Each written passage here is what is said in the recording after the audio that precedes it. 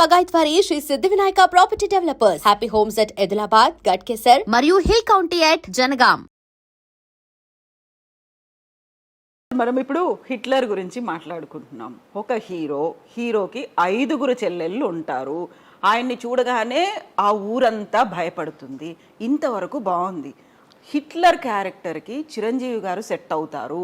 అప్పటికే ఆయన super hero, super star. ఆయనకి 5 చెల్లెల్ని పెట్టడం ఏంటి? ఆయన చూడగానే జనాలంతా భయపడడం ఏంటి? అసలు హీరోయిక్ ఇమేజ్ అనగానే మనకు ఒక డ్యూయెట్లు ఉంటాయి, హీరోయిన్ ఉంటుంది, ఇవన్నీ కదా. చిరంజీవి గారిని ఎలా ఒప్పించారు అసలు ఆ టైంలో? ఇప్పుడు ఈ బరువుని మోసే క్యారెక్టర్ కావాలి, మనిషి కావాలి కదా. ఈ బరువుని ఎవరు మోస్తారు? మనం ఎవరికో ఇచ్చేసి ఇది కరెక్ట్గా ఉండదని మనం అనుకుంటే ఎలాగా? ఆడియన్స్ ఒప్పుకోవాలి కదా. ఆయన చూస్తేనే ఊరు భయపడుతుందంటే ఆ బవర్ కావాలి కదా, ఆ క్యారెక్టర్ ఆర్టిస్ట్ దగ్గర. అది నాకు ఆయనే కరెక్ట్ అనిపించింది. ఇలాగ మామగారులో రొటీన్గా చేసే మామగారు, అన్నయ్య గారు, తాతగారు ఇలా చేసే వాళ్ళు చెయ్యకూడదు. ఆయన దాసరి గారు చేస్తే చాలా బాగుంటుంది నేను అనుకున్నాను. అలాగే హిట్లర్లో చిరంజీవి గారు చేస్తే చాలా బాగుంటుంది. నేను చిరంజీవి గారిని నేను ఆల్రెడీ 93 నేను డబ్ చేశాను. తమిళ్లో ఆరణి మంటలను ఒక పిక్చర్ డబ్ చేశాను. ఎందుకంటే తెలుసు ఆయన గురించి నాకు. మళ్ళీ ఆయన గురించి తెలిసి ఉంటుంది కదా. నేను ఎక్కువ చేసింది తెలుగు పిక్చరే ఎడిటింగ్ ఎక్కువ చేశాను. తెలుగు వాళ్ళతో నాకు పరిచయం 1960 నుంచి ఇప్పుడు దాకా తెలుగు వాళ్ళతోనే నాకు. అక్కడ ఉన్న వాళ్ళంతా నన్ను అరవవారు అనుకుంటున్నారు, ఇక్కడ ఉన్న వాళ్ళంతా తెలుగు వాళ్ళు అనుకుంటున్నారు. అలాగే నా లైఫ్ చెప్తున్నాను. అందువల్ల ఆయన క్యారెక్టర్ మోసేదానికి ఆయనే కరెక్ట్ అనుకున్నాను. ఎందుకంటే ఊరు భయపడుతుంది, అదర్ హీరోస్ భయపడుతున్నారు, అదర్ మనుషులు భయపడుతున్నారు అంటే దానికి ఒక గంభీరం కావాలి కదా. ఆయన వస్తేనే అది ఉండాలి కదా. అది ఆయన దగ్గర నేను ఆయన చెప్పి ఒప్పించాను. నేను ఇది మీరు చేస్తేనే బాగుంటుందండి, మీరు చెయ్యరని చెప్పి ఆయన కూడా ఉన్న డౌట్ని చిన్న చిన్న క్లియరెన్స్ ఇచ్చి తర్వాత చేయించాను. ఆయన బ్రహ్మాండంగా చేశారు. అది ఎలాగ ఆడిందని మనం చెప్పవలసిన పని లేదు, అది మీకే తెలుస్తుంది. అంతటి సినిమాలో కూడా కామెడీని పెట్టి హిట్లర్ అనుకుంటూ వెళ్ళే అసలు సుధాగర్ అందులో అదేమా. ఇప్పుడు ఒక్కొక్కటికి ఏంటంటే మనం ఆర్టిస్ట్ ఇన్ ఫిక్స్ చేయడంలోనే ఉంది. అది మెయిన్, ఆర్టిస్ట్ ఫిక్స్ చేయడంలో ఉంది. ఇప్పుడు వచ్చి ఇప్పుడు నేను ఒక చిన్న ఉదాహరణ చెప్తున్నాను. మమ్ముట్టి గారు వచ్చి ఇప్పుడు ఆయన పిక్చరే కొన్నాను, హిట్లర్ అన్న మలయాళం పిక్చరే కొన్నాను. ఇప్పుడు మమ్ముట్టి గారు డాన్స్ బ్రహ్మాండంగా చేస్తారా? లేదు కదా. లేదు. ఫైట్ బ్రహ్మాండంగా చేస్తారా? చేస్తారు, యావరేజ్గా చేస్తారు. బట్ చిరంజీవి గారు డాన్స్ బ్రహ్మాండంగా చేస్తారు, ఫైట్ బ్రహ్మాండంగా చేస్తారు. ఇది 2 లేకపోతే తెలుగు వాళ్ళు చూస్తారా? లేదు కదా. బట్ దానికోసం కథ మారిస్తే తప్పైపోతుంది. అవును. దానికోసం వేరే రంబాన్ క్యారెక్టర్ని పెట్టి ఆవిడ ఇమాజినేషన్లో తీసుకెళ్ళాను, కానీ కథని మార్చాల. క్యారెక్టర్ని నేను చెడపల, క్యారెక్టర్ చెడపకుండానే బట్ ఆడియన్స్కి ఇవ్వాల్సింది ఇచ్చాను, క్యారెక్టర్ చెడపకుండా చేశాను. ఇది స్క్రిప్ట్లో కూర్చొని చేసిన పని. అది నా అనుకున్నాను, అది పర్ఫెక్ట్గా వచ్చింది. ఆయన బాగా హెల్ప్ చేశారు నాకు. హబీబీ సాంగ్ ఇప్పుడు దాకా ఎవరు మరవలేరు కదా. అందువల్ల అవన్నీ మన చెప్పే విధానం ఉంది. మీరు ఒకటే ఆడియన్స్కి మర్యాద ఇవ్వాలి. వేరే ఎవరికి ఇస్తున్నారో లేదన్నది పక్కన పెడదాం. మనం ఎవరి కోసం పిక్చర్ తీస్తున్నాం? ఆడియన్స్ కోసం. వాళ్ళకి మర్యాద ఇస్తే డెఫినెట్గా మనకు వాళ్ళు మర్యాద మీన్స్ డబ్బు రూపంలో ఇస్తారు. అలా హిట్లు అవుతాయి, కలెక్షన్స్ వస్తాయి, అది రికార్డులు వస్తూ ఉంటాయి. అవునమ్మా, అది వేరే లేదు. వంట చేసే వాళ్ళు తినేదానికోసం వంట చేయట్లేదు, అందరూ తినేదానికోసం. వంట చేసే వాళ్ళు తినేదానికి వంట చేస్తున్నది లేదు కదా. అది మీద వాళ్ళంతా బాగా తినాలని చెప్పి చేస్తున్నది. అలాగే మనం ఆడియన్స్ మర్యాద ఇవ్వాలి. మనం వాళ్ళ కోసం చేస్తున్నాం. ఇప్పుడు ఒక చిన్న పాయింట్ చెప్తున్నాను, మంచి పాయింట్ అడిగారు కాబట్టి చెప్తున్నాను, ఇవన్నీ తెలుసుకోవాలని చెప్తున్నాను. నాకు సత్య చిత్రాయ్ గారు పిక్చర్ బ్రహ్మాండంగా నచ్చుతుంది. యాజ్ ఎ టెక్నీషియన్ ఫెస్టివల్ నేను చూడని ఫెస్టివలే లేదు. ఎక్కడ ఉన్నా వెళ్ళిపోతాను నేను, అన్ని పిక్చర్ చూస్తాను, ఎంజాయ్ చేస్తాను.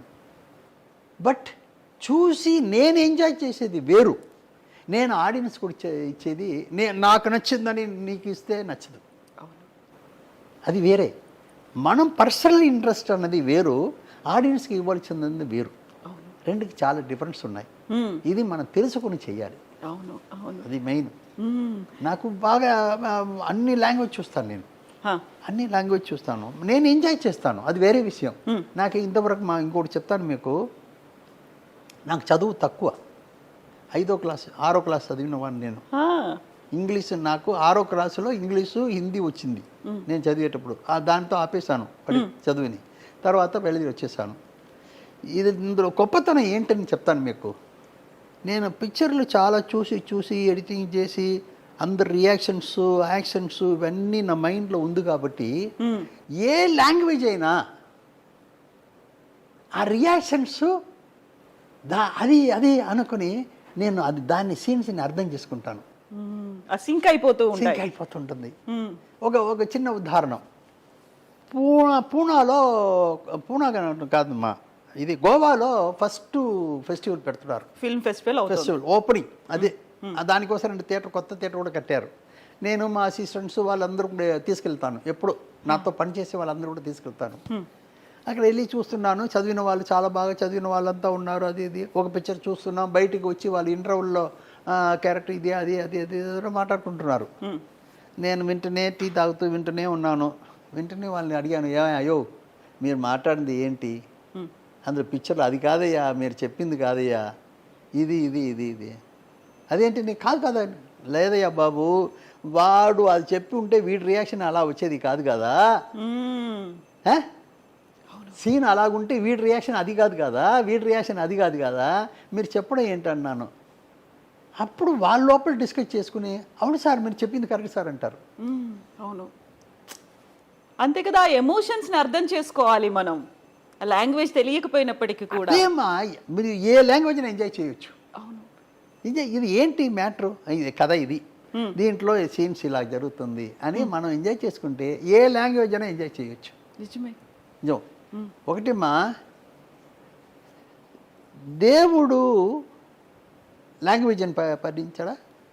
దేవుడు మీకు లాంగ్వేజ్ అని చెప్పాడా? ఇదే మీ తెలుగు నేర్చుకో, అరవ నేర్చుకో, అది లాంగ్వేజ్ మనం పెట్టింది.